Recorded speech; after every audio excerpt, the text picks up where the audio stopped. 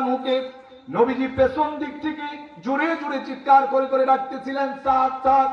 কিন্তু হযরতে সাদ রাদিয়াল্লাহু তাআলা আনহু শাহাদাতের সুদা পান করার জন্য চরম আকাঙ্ক্ষায় লিপ্ত ছিলেন।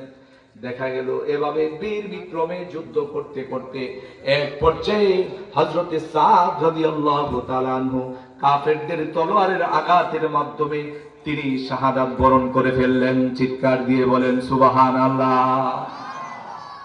যুদ্ধ যখন সমাপ্ত হয়ে গেল, যুদ্ধ যখন শেষ হয়ে গেল, বিশ্বনবী জনাবে মুহাম্মদুর রাসূলুল্লাহ সাল্লাল্লাহু আলাইহি ওয়াসাল্লাম সাহাবায়ে কেরামদেরকে বলতে লাগলেন, ও আমার সাহাবীরা, তোমরা আমার যত সাহাবী যুদ্ধে শহীদ হয়েছে, শাহাদাত বরণ করেছে, তাদের লাশগুলোকে একত্রিত করো, জমা করো।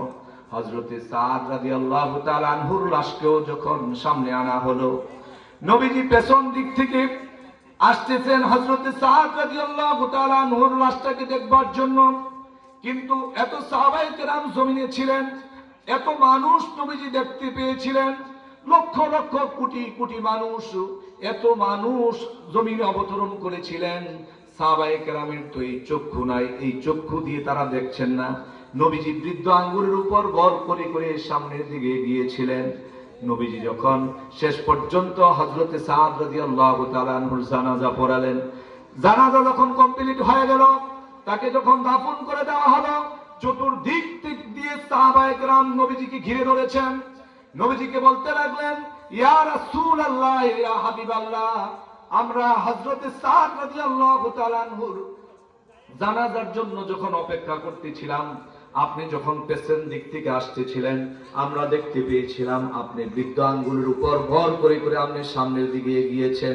ইয়া রাসূলুল্লাহ, ইয়া হাবিবাল্লাহ, আপনি কি যুদ্ধের ময়দানে, জিহাদের ময়দানে কাফের মুশরিকদের হাতে কোনো আঘাতপ্রাপ্ত হয়েছেন, পায়ে কোনো ব্যথা পেয়েছেন কিনা, গায়ে কোনো আঘাতপ্রাপ্ত হয়েছে কিনা? নবীজি বলতে লাগলেন, হে আমার সাহাবীরা, আমি এই যুদ্ধে কোনো আঘাতপ্রাপ্ত হই নাই, আমার কোনো জখম হয় নাই, আমার শরীরের কোনো জায়গা দিয়ে কাটে নাই। সুতরাং আমি বৃদ্ধ আঙ্গুলের উপর ভর দিয়ে দিয়ে কেন সামনের দিকে গিয়েছি? হে আমার সাহাবীরা, শোনো, আমি আমার এই চক্ষু দিয়ে যা কিছু দেখি তোমরা তা দেখো না, আমি আমার এই কান দিয়ে যা কিছু শুনি তোমরা তা শোনো না। আমার সাহাবী গতকাল রাতে নতুন বিবাহ করেছিল, তার সাথে কারো মেয়েকে বিবাহ বন্ধনে আবদ্ধ করতে রাজি হয় নাই। এজন্য সে ছিল কালো, সে ছিল কুশ্রী, সে ছিল বেঁটে, তার নাক ছিল চ্যাপ্টা, চোখগুলো ছিল গর্তের ভিতরে, তাকে কেউ পছন্দ করতো না।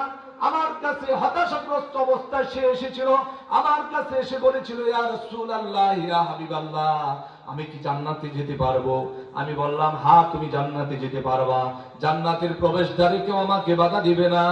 আমি বলেছিলাম, হ্যাঁ, তোমাকে জান্নাতের প্রবেশদ্বারে কেউ তোমাকে বাধা দিবে না।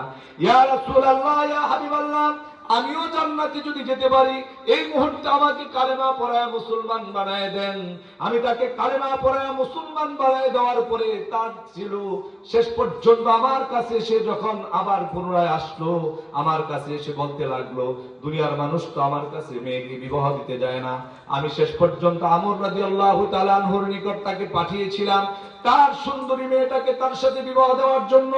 শেষ পর্যন্ত বিবাহ কমপ্লিট হয়েছে, তার ছিল ফুল বাসর সজ্জা।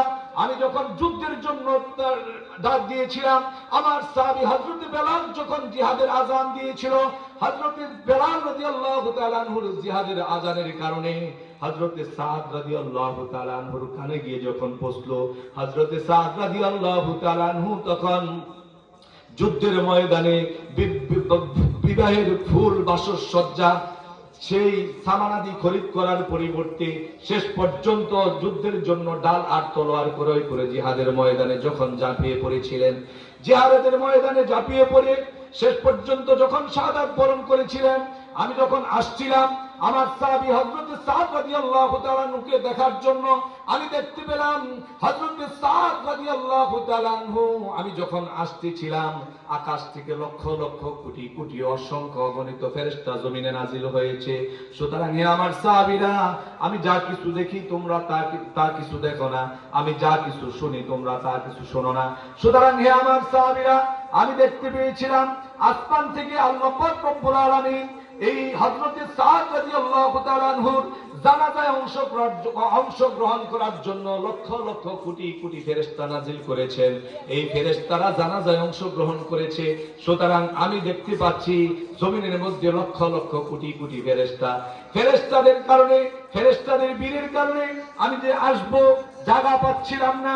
আমি ফেরেশতাদেরকে এভাবে দুই হাত দিয়া সরায়া বৃদ্ধ আঙ্গুলের উপর বর করে করে সামনের দিকে গিয়েছিলাম।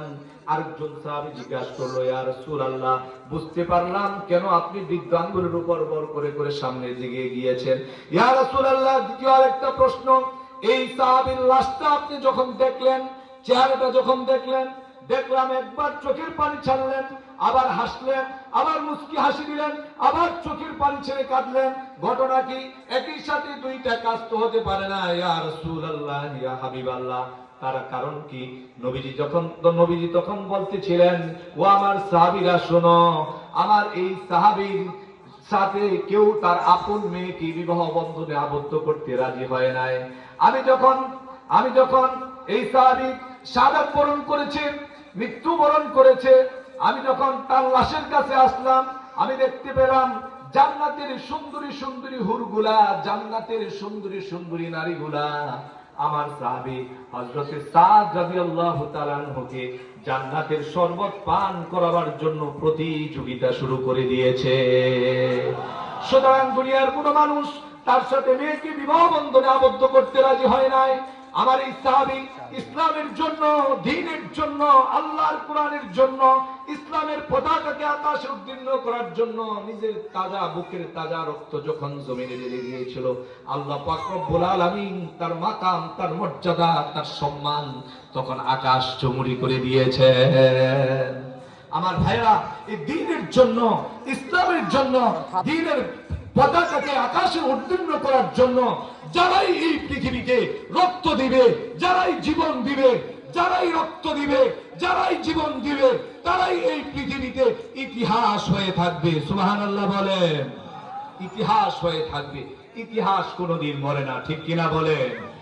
আমার ভাইরা, এই জীবন নয়, আরেকটা জীবন আছে, ঠিক কিনা বলেন? প্রত্যেকটা মানুষের, আমাদের জীবনের ডায়েরি তৈরি হচ্ছে, ঠিক কিনা বলেন? জীবন ডায়েরি, কবি বলেন, জীবন ডায়েরি তৈরি হচ্ছে, হিসাব হবে করা, মনে রেখো খোদার কাছে তুমি পড়বে একদিন ধরা, ঠিক কিনা বলেন? জীবনের ডায়েরি তৈরি হচ্ছে কিনা দেখবেন। আকাশে ঘুড়ি উড়ে না? ছোট কালে অনেকে আমরা ঘুড়ি উড়িয়েছিলাম না? আকাশে ঘুড়ি উড়ে, ঘুড়ি যখন অনেক দূর পর্যন্ত চলে যায়, অনেক উপরে উঠে যায়, তখন একবার ঘুড়ি ডান দিকে যায়, আবার বাম দিকে যায়, আবার ডান দিকে যায়, আবার বাম দিকে যায়। ঘুড়ি মালিককে কথা বোঝায় যে মালিক ডানায় হাতে, কি জানি বলে, নাটায় হাতে নিয়ে সুতা পেঁচিয়ে নাটায় হাতে নিয়ে বসে আছেন বা দাঁড়িয়ে আছেন। এই মালিককে বোঝায় যে মালিক, আমি অনেক দূর পর্যন্ত চলে আসছি, অনেক উপর পর্যন্ত চলে আসছি, আপনি আর আমাকে পাবেন না, আপনি আর আমাকে ধরতে পারবেন না। শেষ পর্যন্ত সন্ধ্যা যখন ঘনিয়ে যায়, মালিকের যখন আর ভালো লাগে না, বা সন্ধ্যা ঘনিয়ে আসছে, বাসায় চলে যাবো, আর ঘুড়ি চালাবো না, তখন সুতা পেঁচাইতে থাকে নাটায়ের মধ্যে। শেষ পর্যায়ে যখন ঘুড়ি একেবারে সন্নিকটে চলে আসে, একবার ডানে একটা গোত্তা দেয়, আবার বামে একটা গোত্তা দেয়। শেষ পর্যন্ত ঘুড়ির মাথাটাকে, মস্তিষ্ককে জমিনের মধ্যে গেড়ে দেয়, দিয়ে মালিককে কথা বোঝায়, হে মালিক, আমি ভেবেছিলাম আপনি আর আমাকে পাবেন না, আপনি আমার আর ছোঁয়া পাবেন না, সুতরাং শেষ পর্যন্ত আপনার কাছেই আমার সারেন্ডার হওয়া লাগছে, শেষ পর্যন্ত আপনার কাছেই আমার আসতে হয়েছে। সুতরাং হে দুনিয়ার মানুষ শুনে রাখুন, হে আমার ভাইয়েরা শুনে রাখুন, আল্লাহ পাক রব্বুল আলামিন আপনাকে আমাকে ঘুড়ির ন্যায় ছেড়ে দিয়েছেন। বলেন কিসের ন্যায় ছেড়ে দিয়েছেন?